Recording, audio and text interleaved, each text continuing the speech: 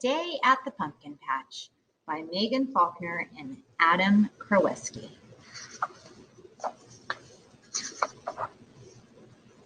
Autumn is nearly over.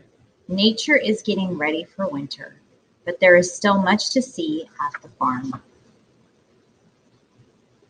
We love the sweet, crisp apples, colorful decorative corn, plump autumn raspberries, and most of all, pumpkins. This is our guide. She will show us different kinds of pumpkins, explain how they grow, and tell us about the ways people use them. We climb aboard a wagon so the tractor can pull us out to the pumpkin patch. Small pie pumpkins are the first to ripen and be harvested. Though all pumpkins can be eaten, only some types actually taste good. Sweet pie pumpkins are the best choice for making delicious pumpkin treats. Because they're small, pie pumpkins are also the easiest to carry. We each get one to take home. These tiny fruits are gourds. They are pumpkins' funny-looking cousins. Gourds and pumpkins are both members of the squash family. We have a contest to see who can find the strangest looking gourd. Next, we visit the patch that has the pumpkins we know best, the ones that will become jack-o'-lanterns. Much bigger than pie pumpkins, these pumpkins are too heavy for us to lift by ourselves. It's hard to believe they grew from tiny pumpkin seeds. We gather round to learn more about pumpkins. Fruit can grow in 4 different ways: on a tree, bush, cane, or vine. Pumpkins grow on vines. The large leaves stand on tall stalks and reach toward the sun. Once a pumpkin is ripe, the leaves turn brown and shrivel up. A stem, or peduncle, connects a pumpkin to the vine.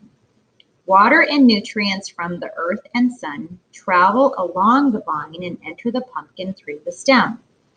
This gives the pumpkin the energy it needs to grow.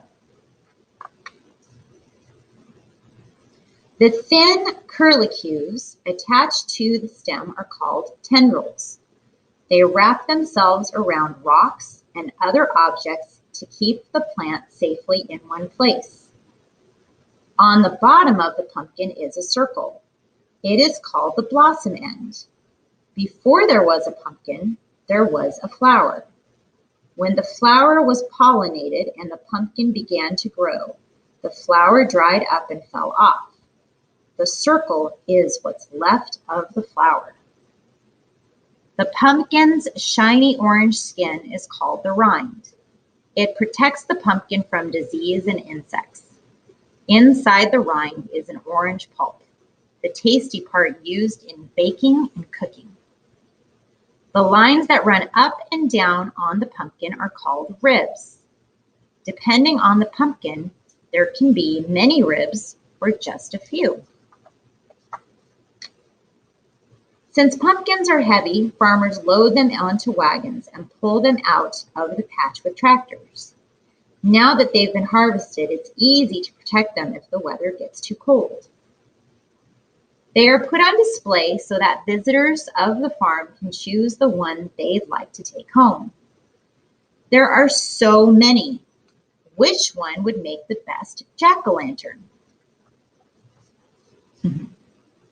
The biggest pumpkin of all is the Atlantic giant. Not only is it the largest pumpkin, it is the biggest fruit on Earth. Often weighing in at more than 800 pounds, these giants are grown for competition at pumpkin festivals and country fairs.